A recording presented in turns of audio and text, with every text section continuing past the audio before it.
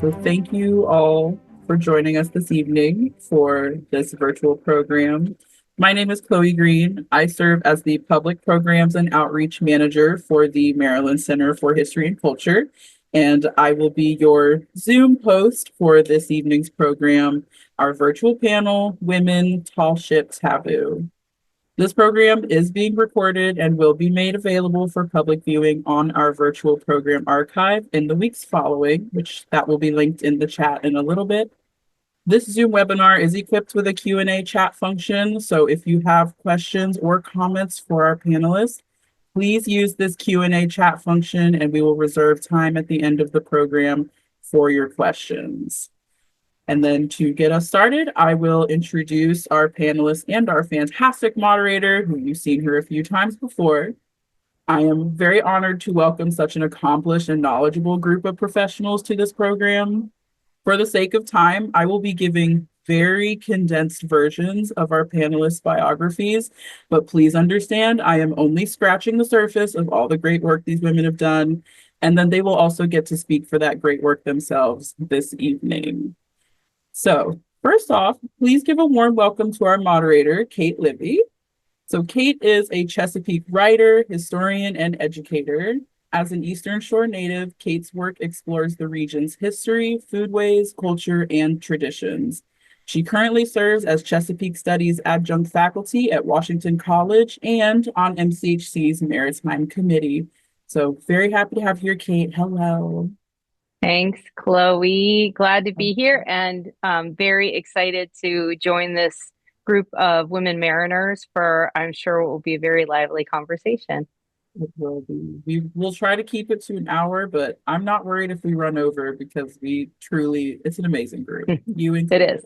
is. Oh, All right. So next, I would like to welcome Captain Laura L.P. Page of the schooner Lady Maryland. I hope I said that boat name correctly.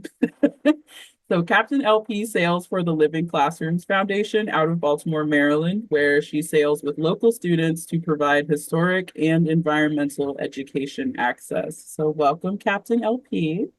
Hello, good evening, everyone. Good to be here. Next, we are welcoming Kate Dumhart. So we will have two Kates on the panel tonight, but you'll know who is who.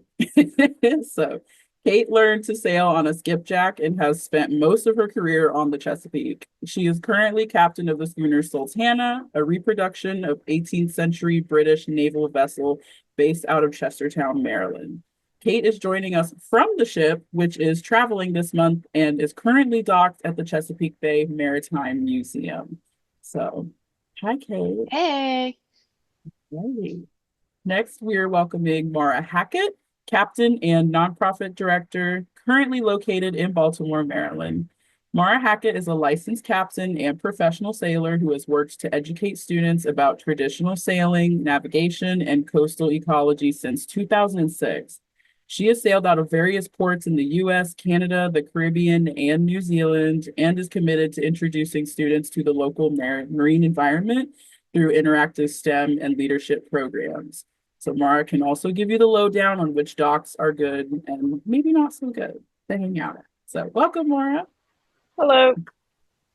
All right. And then our final panelist, we are welcoming Kristen Rutkowski, who is a portrait photographer and the founder of Her Helm, a project dedicated to celebrating and highlighting the experiences of women in command on the water, including pretty much everybody on this panel tonight.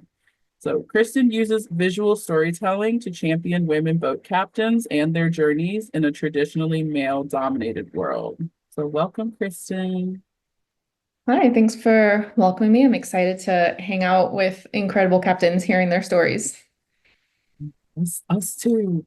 All right, so I'm going to kick it to our moderator, Kate, and I'm going to turn my camera off. Thank you all for being here. Have a wonderful conversation. thanks, Chloe.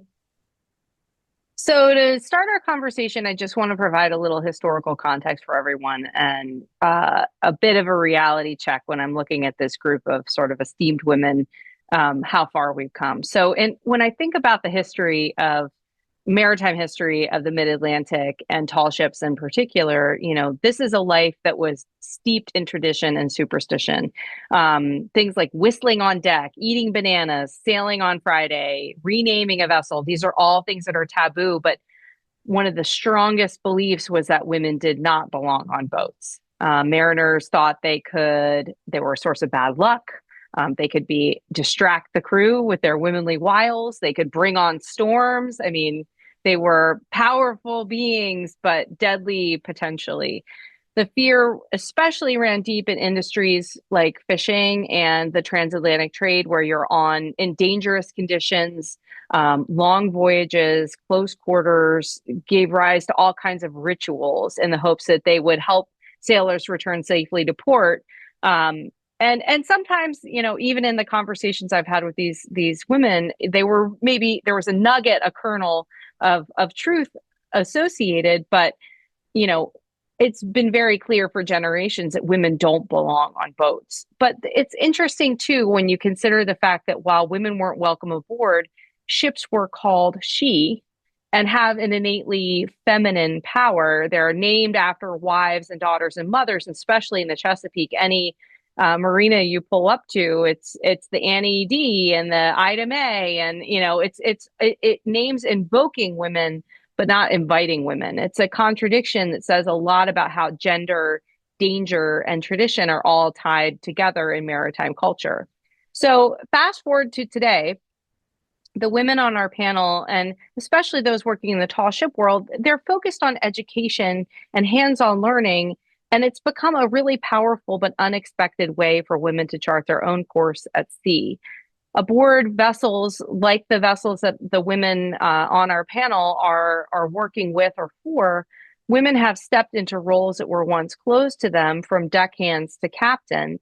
So nowadays, these ships aren't just honoring tradition, they're really helping to reshape it. And so in this conversation tonight, I'm excited to dig into that a little bit more. My first question, I think, to the panel, just to kind of get us started, we've talked a lot about superstitions. I'd love for you to share your experience, in this sort of traditional superstitious environment at sea, and like, what have you observed, and have you felt impacted by this superstition around women in particular, or is that kind of an old wives' tale?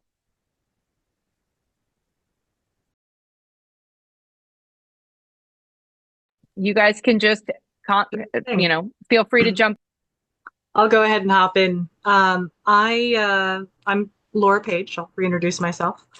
I have, heard superstitions and found different ones were, more prevalent on different vessels that I've sailed on. But I sailed with a boat cook once many years ago who had this theory, or this hypothesis that a lot of boat superstitions were rooted in some fundamental truths. And even if the sailors didn't understand why they were superstitious of a certain thing, like bananas is a big one. People say don't have bananas on boats. There's usually a good reason for that superstition to be rooted. So in the instance of bananas, the bananas, when they're packed and stowed away, oftentimes carry a banana spider. Which comes along, and you don't want that spreading around your vessel. You don't want to take it to new ports. So even if the individual sailors didn't necessarily understand that's why they shouldn't have bananas on board, there's still practices in place to keep their ship safe, keep themselves safe, by believing in these superstitions. So that's the first grounding root that I typically experience when it comes to superstitions. There's a bunch of other ones for sure. Some of them make more sense than others, but bananas nowadays I don't think carry too many spiders with them, at least not the ones I've seen on the occasional boat. So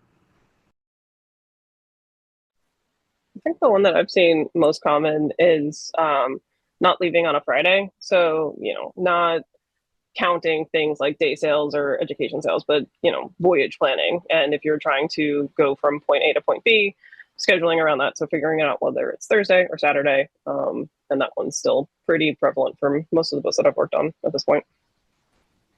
mm-hmm. We don't start voyages on Fridays. We also don't launch ships from shipyard on Fridays as well. Yeah.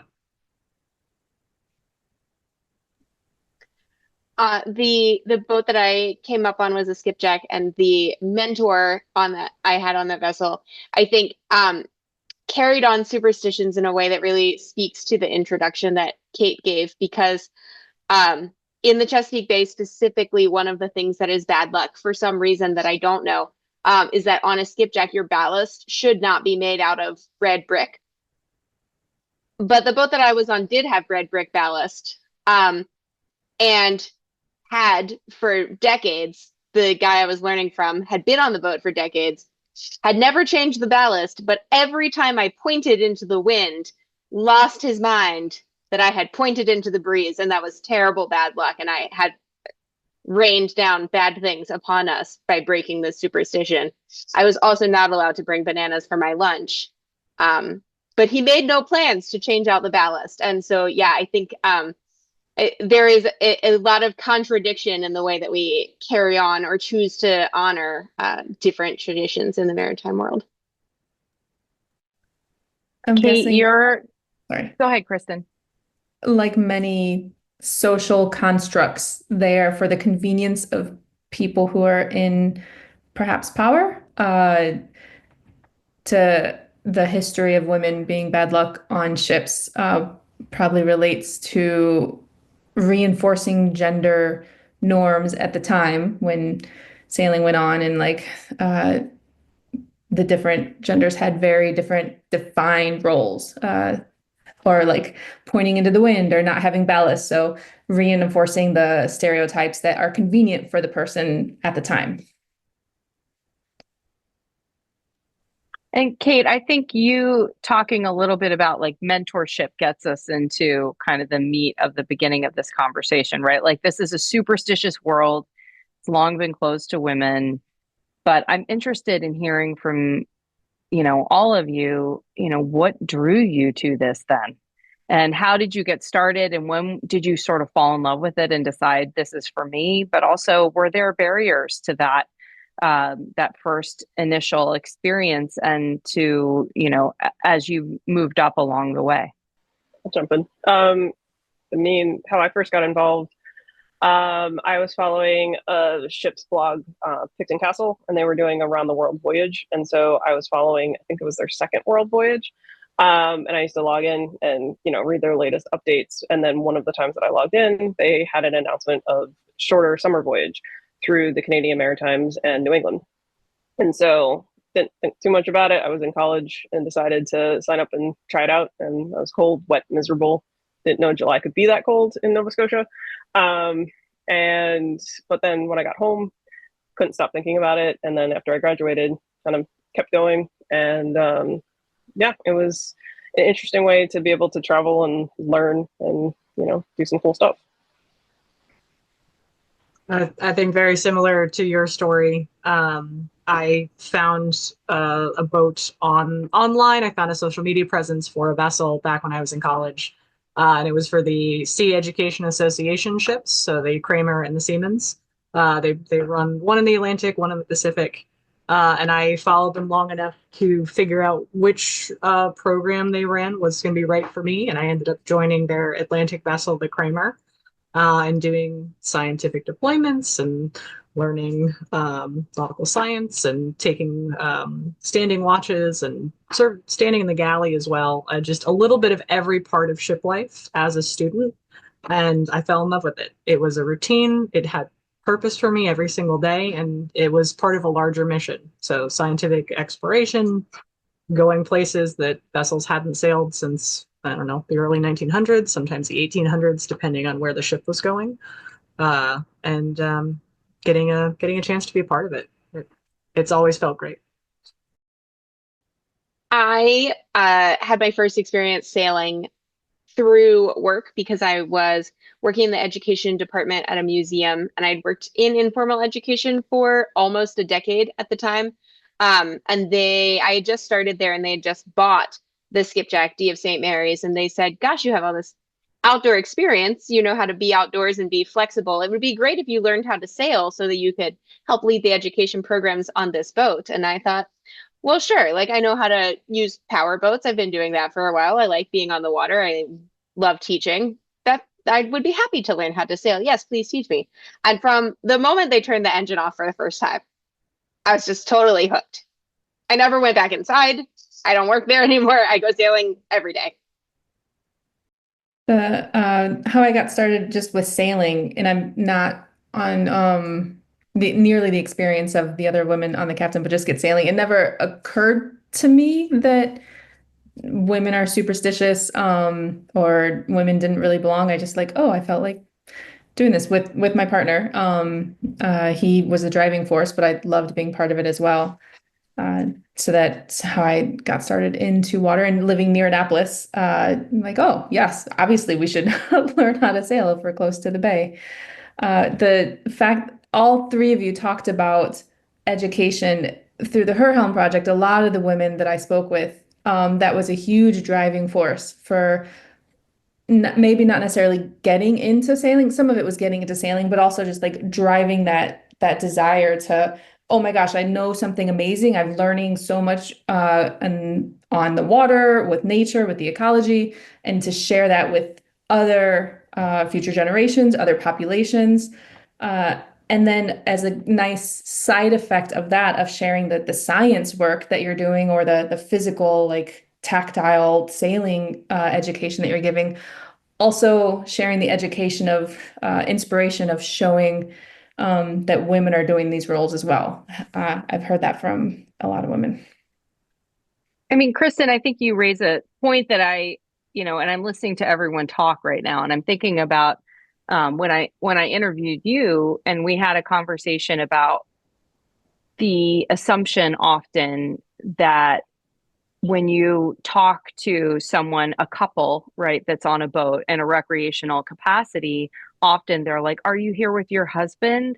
Are you here with your dad?" Right? And there's an assumption that like a woman couldn't be in charge, and I don't think it's meant, in a negatively necessarily, but I think it can be pervasive enough so that you start sort of internalizing that.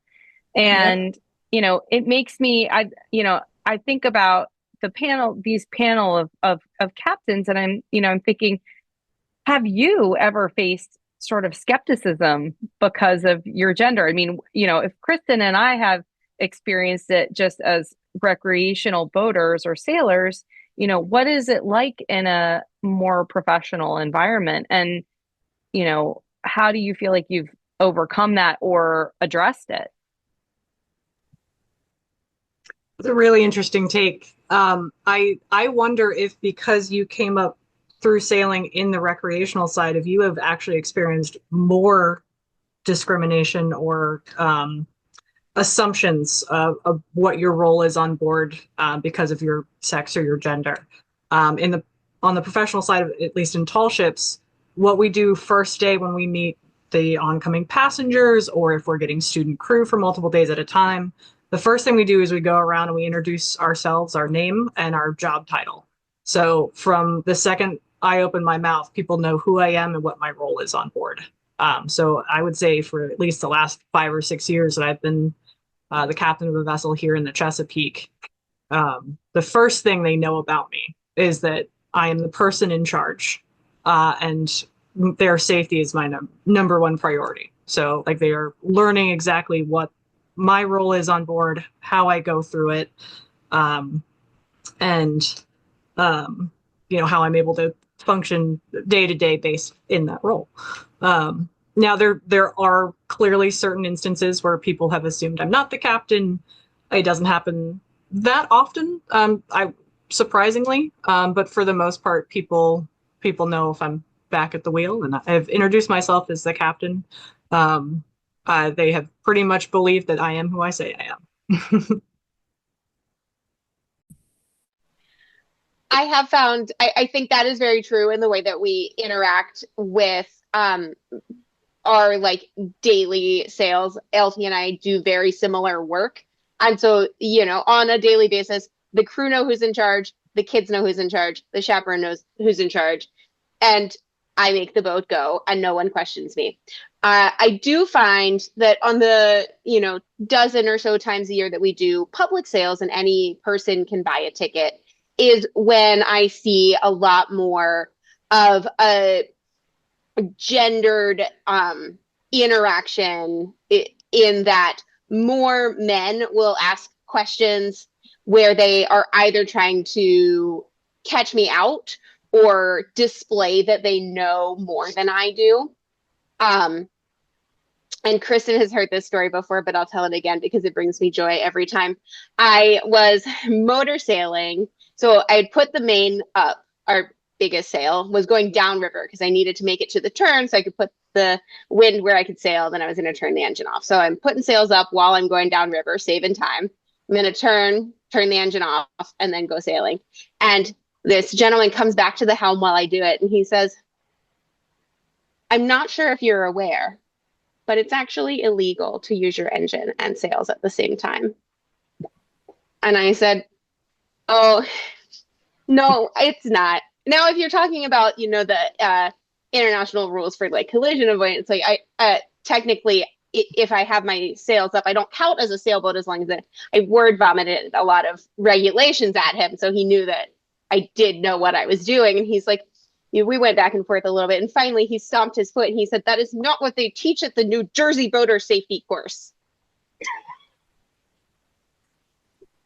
So I think to wrap up the story, the interactions that I have where my knowledge or role is questioned are not ones in which I do not have the authority to drive the boat in my current position. I always have the authority to drive the boat, but there are occasions that make great cocktail conversation where people think that perhaps I didn't earn that authority, and those people are wrong.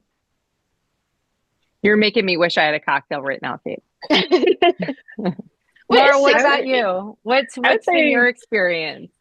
To Kate's point, I think it's the open public side of things. So, whether you're doing an education day sale or voyaging with youth, like I typically do, lately, you introduce, everybody knows who's who and who's on which watch and who's in charge.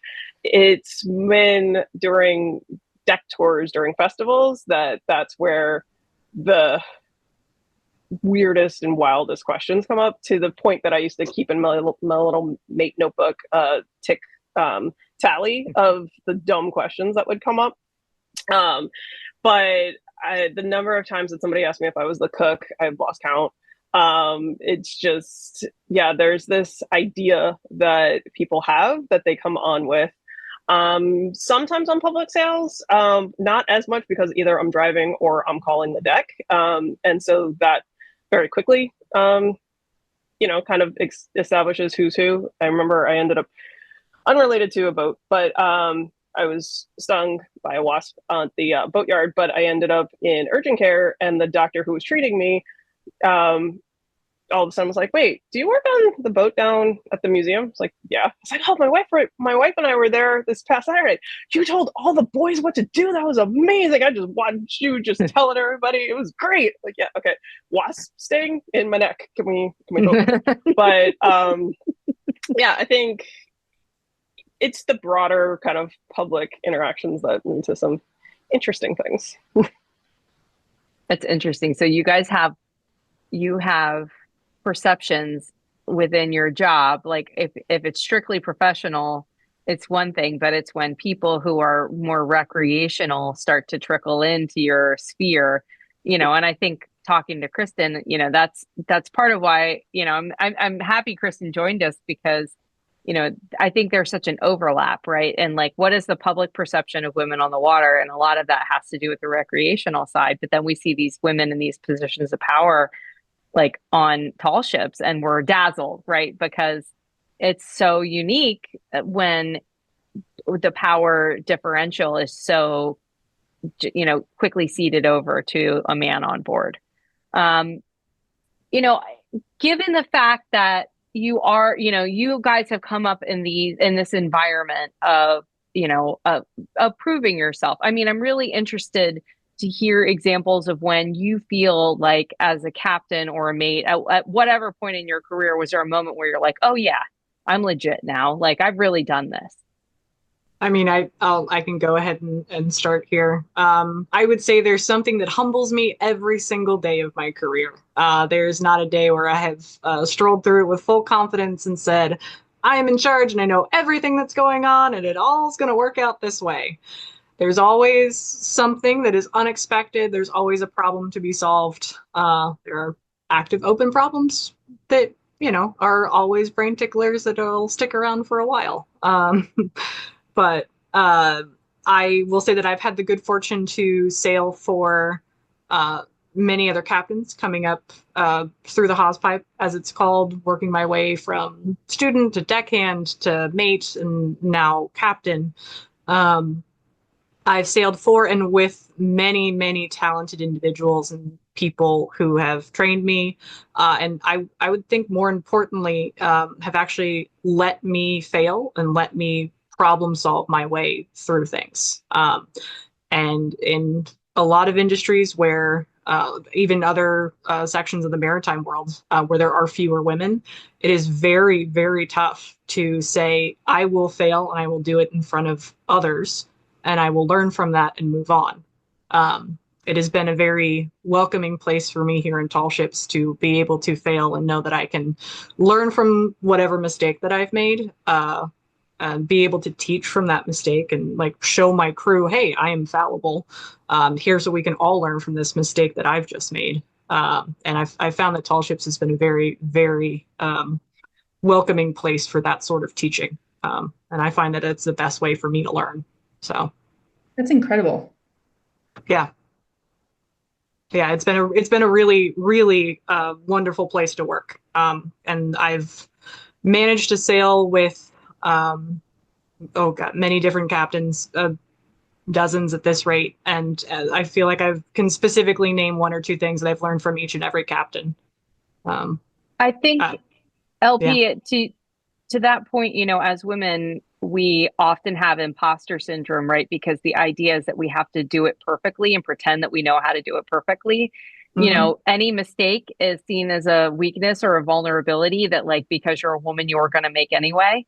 And I think, to your point, that's really remarkable. I can see Kristen reacting to it as well. You need the room and the time to fail. Like, you need to be able to learn from what your actions were and how you're going to change them moving forward. No one's perfect the first time around. And that's really hard to do in a space where you don't see people doing it the same way, For sure. On a flip side of that, I know, Kate, you had told me a story about when you were learning on this ship. Perhaps you can tell it better, but about men who wanted to make sure that you knew how to do it right. So then they showed you, even if you already knew how to do it. So not really necessarily talking about failing, but like education. Oh, I think you're thinking of sort of one of the ways that, like, I found I had to work to earn a place was to prove that I was capable of being taught, not that I had a skill, but that I would allow the men that I was supposed to be learning from to teach it to me. So I couldn't say, I know how to tie a bowline. I had to say, would you show me how to tie that bowline again? Oh, did you do it like this? Thing I already knew how to do, and now I am trained. Thank you so much. But that's a different skill that I learned. I had to learn to be part of the team, and I was at the bottom rung, meet the needs of the people above me, and create a working relationship where we both got what we wanted, and I moved up. And eventually, I reached a point where I could no longer move up there, and now I drive a boat somewhere else. I think the thing that I was gonna, the thing that what LP said brought to mind for me was that a captain that I learned from when, as the mate, you often get a chance when lots of things are going well and it's a great day and things are easy. Like, oh, we're gonna let everybody else do their normal job. Somebody's gonna do your job. You're gonna drive the boat, and I'm gonna tell you what to do. A classic rite of passage as you were coming up. And the captain said to me, like, you're going to do this. I want you to know that when I do it, it looks easy. And it's not. I just make it look easy because I do it all the time. But it's going to feel hard. And that's because it is. And I think about that every time I do a very hard docking. And right here in St. Michael's, we have to do a very complicated little spin thing. So actually, just the other day, we went out for some sail training after work and took some of our shipwright friends out for some professional development. And so, it's a lot of friends, people I know. We come back into the dock and they're like, "What's that?" Like, you hear something? No, it's my wristwatch is buzzing because my heart rate is abnormal because this docking is very difficult. But thanks so much for noticing. Professional development. But it was a smooth landing, and we landed perfectly. And if my watch hadn't given me away, they would never have known that it was, in fact, very difficult. I tend to chew gum as a way to relieve stress as I'm docking from some nasty docking situations. There was one in Cape May where basically I had to take the 115-foot Delaware Bay oyster schooner and basically thread it through two dolphins, kind of nose through, pivot around, use one of the dolphins and a deckhand with a giant fender to fend off, spin, back up with 5 feet of clearance, and then kind of land. And I made it. Got a standing ovation for that one. But that was, oh my God, that was insane. I do remember when I was first learning how to drive in the Great Lakes. It was an interesting scenario because the captain who I used to work with then, I actually still work with now. She's now on Ernestine and Morrissey. But weekends, she would sometimes take the weekends off, and we would have a relief captain who was an ocean-going tug captain, who just liked to play on boats in her spare time. And so she'd come, but she would let me drive because she would say, "Well, I'm a tug captain. I don't know how to sail boats. Make the schooner do things." But she would also teach me, how to dock. And Dennis Sullivan is a twin screw, 3-masted Great Lakes schooner, and it sounds insane, but the best way that she explained kind of how to manipulate twin screw throttles was picture yourself when you're in the grocery store and you're trying to load up either for Thanksgiving or giant voyaging provisioning, and the cart gets so heavy that you need to kind of take a running start to it, and then you kick your hip out to round the curve. And she's like, think about that when you drive a boat, and then translate that to twin screws. Think about it still to this day.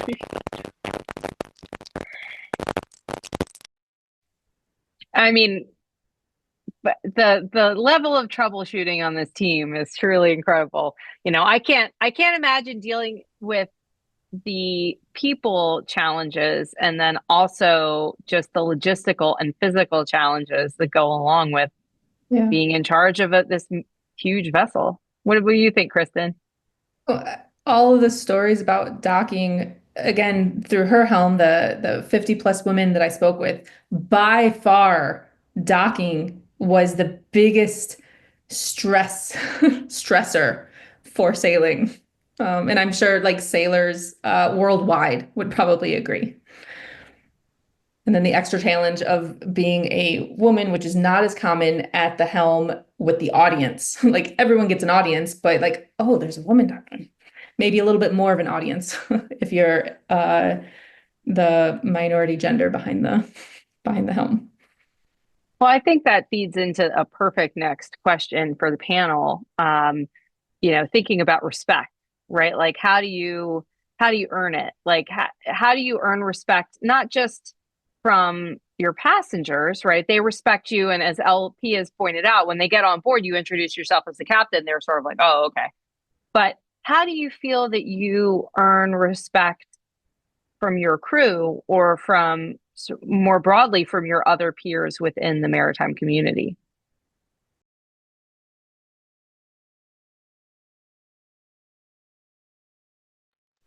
To reinforce what LP had said earlier, which they can each expand more, but all three of you talked about being a captain and introducing yourself and presenting yourself in that role.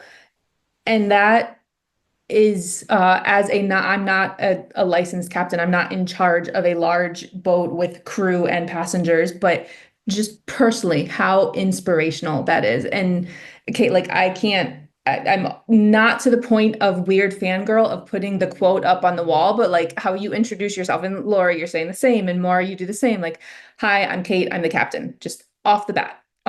Just to present that expectation, to get if not the respect that Kate is asking about, but at least starting out those expectations. Yeah, I think for the respect on the crew side, the key with that is just making it so that there's nothing that I wouldn't jump in and do. So it's not that I am, saying, okay, now it's time for chores, souls and bowls, everybody kind of disperse. It's, I will be right in the build scrubbing with you if need be. Like, it's not like, as soon as you get your ticket, somehow you're absolved from doing any of that, which I think is really key. And then just making sure that there's just always open communication with the crew, that there are no too small or too dumb questions, because I would much rather have, 50 questions, depending on the specific time. Maybe not when I'm trying to dock, but I'd rather have questions than, yeah, I got it. And then either, asking, what are we doing, or not understanding, but being afraid to speak up. Yeah, I establish early with my crew. I get a new crew with the new education season, so every spring we have at least a little bit of crew overturn and exchange and training that goes on. And for the most part in the spring and the fall, we're running day trips. So our day is fairly routine, which means I start my expectations of the day with that routine.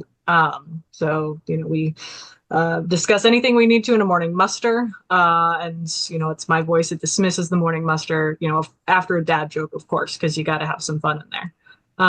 And then we, as Maura says, you go about and you jump in wherever your crew needs you to help the vessel get ready to go. I will demonstrate how I want them to be maneuvering and looking at the ship. So I will, if I see a deckhand finish a coil, and either if it's, not quite right, or if there's some other job in that same space they could be doing, I'll pop over and just, reinforce that they're looking and being aware, having constant vigilance all around them, that, the one immediate task in front of me isn't the only thing I should be thinking about. So, yeah. I think my yearly routine is very similar to LP's, and my daily routine is also very similar to LP's. And the only thing I will add is that I think a lot about giving my crew the tools to succeed. Right. I want to give them enough information that they're going to go out and win and feel good about the work they did and not frustrated with themselves. Right. If I don't give them enough information and they are not getting things right, then we are not going to have a good working relationship. And the thing that I say to the crew really often, especially in the spring when we're training, is I don't need you to get anything right on the first try, but I do need you to know if it's wrong, and I need you to ask for help. I don't know if it's quite evident listening to all of us, but we all have said some version of, we want you to be able to come to us and speak to us. And that is because I'm fairly certain all of us have sailed for scary captains, captains that you are too afraid to go and talk to. And if you are too afraid as a deckhand to pass along information, there could be a serious problem that happens while you're out at sea. The ship is your world if you're voyaging for X number of days, and if something goes wrong, you have to fix it. That is your lifeline. And it sounds like all of us have had this conversation at some point where we want to establish ourselves as not being scary, so that people will approach us and have open communication and sharing of information. Yeah. I think we've probably all worked for a captain who, when something goes wrong, will say, I don't have time to fix this. And that can't be true, because if it is broken, it has to be fixed. So I will have to make the time to fix that. So that's never the reaction I'm going to have. A small scale thing I think of is we forgot to buy gloves at the store. We forgot to buy more nitrile gloves. And then nobody said, hey, we don't have any more gloves. But then we spilled something and we're like, well, I can't clean it up because I don't have gloves. So now we got to go buy the gloves before we can clean the thing up. That's like a small scale example of like, okay, let's have a chat about how to be more proactive and share that information. Like, I'm going to make time to go to the store because we need the gloves. That's okay. We can do that. I can fix this problem if you tell me about the problem. But I can't fix the problem if we're in, the middle of the bay 2 days from now. I was wondering that listening to all three of you talk about making sure the communication is open, making sure that you can go and do each of the jobs that all your crew are doing. And if your experiences helped obviously help you grow into the role where you are. If you had experiences in the past where like, no, this would be really valuable if the captain did that. Because hearing all of you talk about how you fill the role as captain for your crew, like I would love to be crew for all three of you.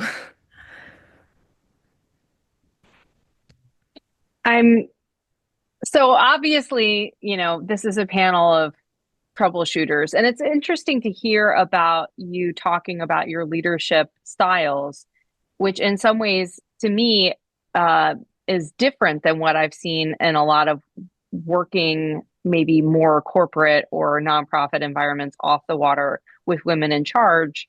I think this is not a top-down approach, although, traditionally working on the water has been, but it sounds like you all really consciously make an effort to, keep your crew in the loop and have this open communication, which again, seems to me to be sort of, I would never say this and don't tell anyone, but like maybe an innately, female oriented approach to communication in general. But I'm interested to talk to you guys about, these are the daily headaches that you're encountering, the nightmares that Mara's dealing with in Cape May. What's the magical part? What keeps you, on the water doing this work? You're often away from home for weeks at a time. Out at certainly in every weather condition that exists. I'd love to hear more about what motivates you to keep doing this work. We do almost every aspect of what it takes to keep these boats functional as a physical object and also functional as a program. And you learn really early on when you're first learning to use a paintbrush that a paint project isn't just putting paint on whatever it is that you need to cover. A paint project is 90% prep work. A paint project only opens a can of paint and applies paint after you have done so many different steps involved. And I have often heard a similar approach to what it's like to be out sailing constantly. As I would say, we sail almost every single day, or 6 days a week, or something like that. Or as you say, we're away from home for a long period of time. And I don't know that it's exactly the same ratio as a paint project, but there are many steps involved with keeping these nonprofit programs, because I think we're all working for nonprofit programs, education-based programs. There are a lot of details involved. There are a lot of structural components involved. There's taking into account the daily weather reports. There is sailing in conditions that are yucky or rainy or cold. There are days that create sea stories. And then there are the days you get to go out and you think to yourself, every single little trial or tribulation that I have dealt with all week is worth it for this maybe 15-minute time period where conditions are perfect. The students you're working with at the helm are really clicking. They're understanding what's going on. The group who are learning navigation are figuring out how to do a 3-point fix for the first time ever holding a compass. Like everything just sort of lines up, and you see a little aspect of everything that's ever pulled you into tall ships being displayed at once, and you're like, oh, okay, the world can be perfect for this moment. And I mean, those are the moments why I keep doing this. I love that feeling. So I was very tempted to quote one of my former interns from New York Harbor School, who's whenever he was asked, why is he at Harbor School or what is he doing, and his answer was always, "I like boats." So more than more than that, I do like boats. But yeah, to LP's point, I think there are those magical times, like there was a squall in Lake Superior that looked like hell and damnation was about to rain down on us. And then we got through that, struck everything, reset everything, and then I got to see the Northern Lights for the first time.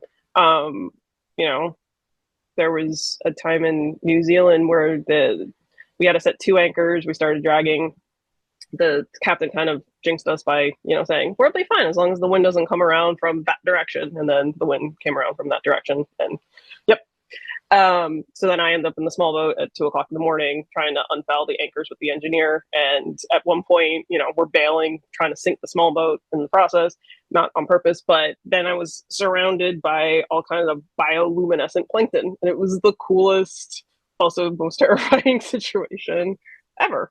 But it was pretty neat. So yeah, there's some fun times out there, and also lots of dolphins and sometimes penguins. That sounds amazing.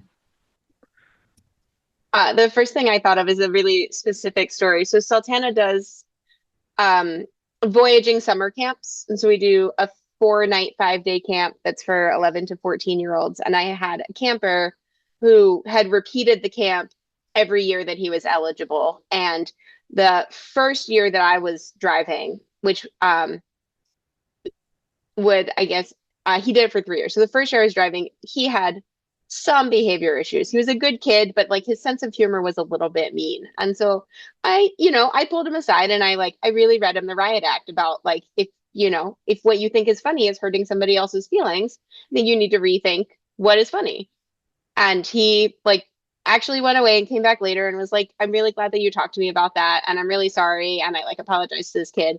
And he came back the next summer and he came back the next summer. And so just this past summer was his last, he was aging out. And so the last night of camp, we're anchored. It's still and quiet. It's dark. The stars are shining. We're all going to bed. I've tucked all my 9 little campers in and read them a bedtime story. And I go to climb down the hatch that he happens to be sleeping right next to on deck. And he just leans over as I'm climbing down. So we're at eye level with each other. And he said, "Good night, Captain. That's the last time I'll say that forever." So I cried myself to sleep, but it was Oh, that's cute. Oh, what a sweetheart. Well, to that point, Kate, you lead me into kind of this, next part of the conversation. And I'm just thinking about bioluminescent, plankton and the northern lights and perfect 15 minutes and, the things that you love about your job, the inspiring kids that you get to, touch more than once, and, change their lives maybe.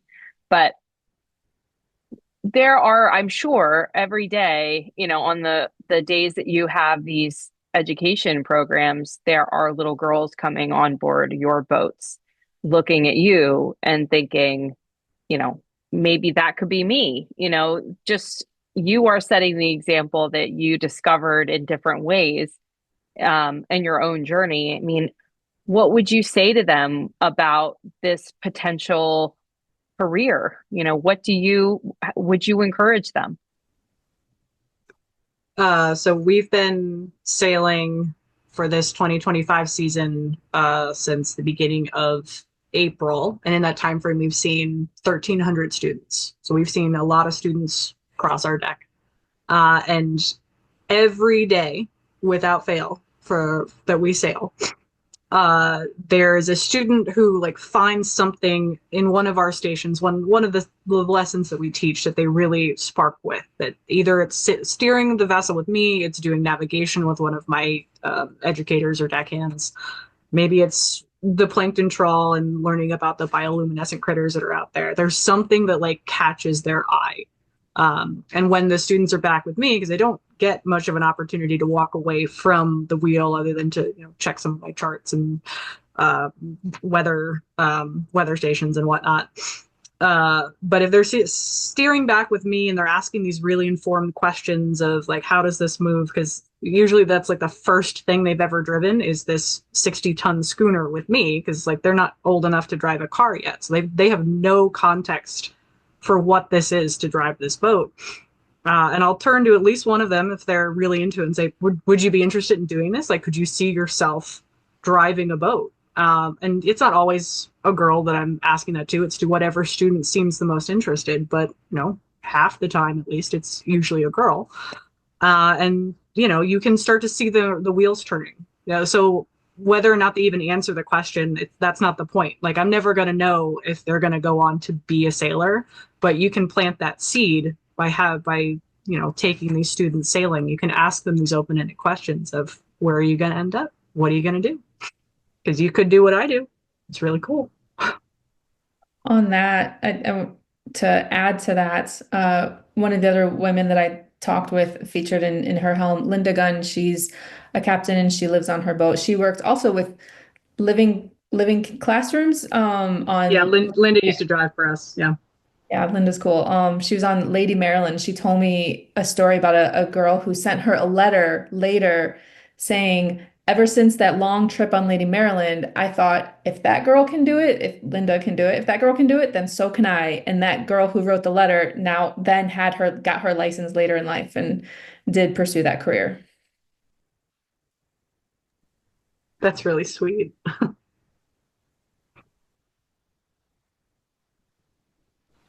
Kate, what about you? Are you gonna encourage somebody to be a Sultana captain someday? I think for me,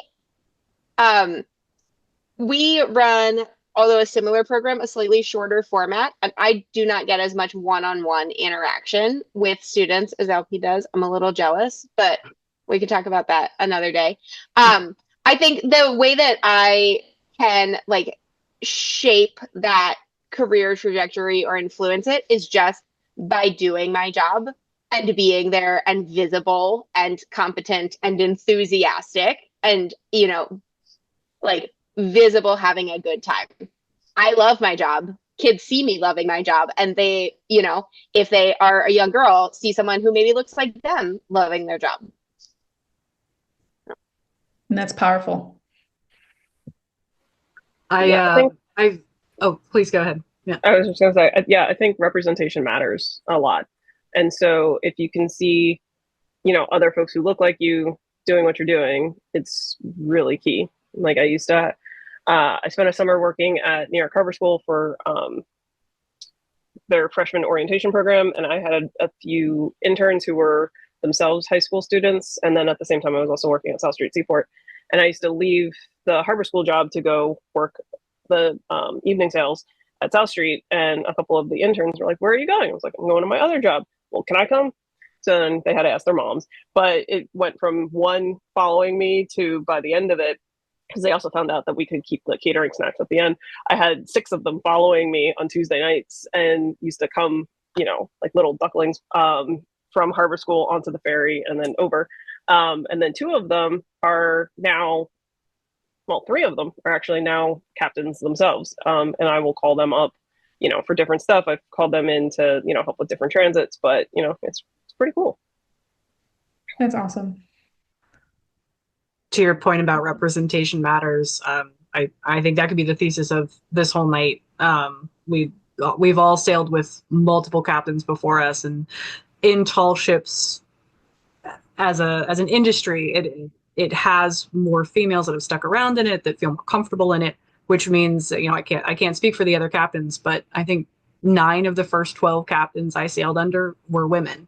Like women just are captains. So in this industry, just being able to see the sheer number of women who go through the industry. Mara, are you doing the math right now? Yeah. I love it. 2. 2. Yeah. Nice. But just, seeing other people in those roles is really important. Wrapping up one of the day sails that I do with Sigsbee or Lady Maryland, one of the other vessels I used to drive here in Baltimore. It was just a day. We have multiple ships that sail and do programs at the same time. So there's one day we had a whole bunch of students that all were rushing the bathrooms at the very end of the trip when we were back at the dock. And I was talking to one of the office ladies at the end of the trip just about whatever we needed to do the next day. And this one little boy who had been on board of my vessel for the day walked up and didn't recognize the other lady because she wasn't one of the crew on board, but she worked for the same company. And he walked up and just asked a very directed question because that's what his brain came to. He said, "Oh, is this the captain of the other boat?" Because he had met one captain in his life. It was me. He had sailed with me all day. So in his mind, women are captains. I was like, oh, there's a little fifth grader who now has this image in his brain that all captains out there in the world, as far as he knows, are, women in their 30s, just doing their thing. And if we can, keep sparking that image, we can get a lot more women and, people who don't look traditional in the role. Anyone can do it. We just have to get them doing it. And That was one of Oh, sorry, go I'll on. add to that. Actually, when I was learning to sail, I was working at a volunteer-based program, and most volunteers who run volunteer sailboats are people who don't need money for their job. So, it was 24 retired Navy guys because it was next to a Navy base. So, a bunch of men in their 60s, 70s, and 80s running a boat. And I was there for maybe 3 or 4 years before Nick Iannacone sailed right on through town on Sigsbee. And I, from my dock, was like, wait a second, a young person? And then, they docked and I met Nick and we got to talking. And I was like, hold on, you're telling me that there are young people who do this job as their full-time career? Like, I'm out. See you guys later. I gotta go. This is my job now. I remember doing deck tours in Chicago, and usually not a huge fan, but however it happened, we had split into 2 watches, and so my watch had that day's deck tours, and there were chores going on. There were multiple things happening, but just at that moment in time, the only crew standing at the different deck tour stations were all female.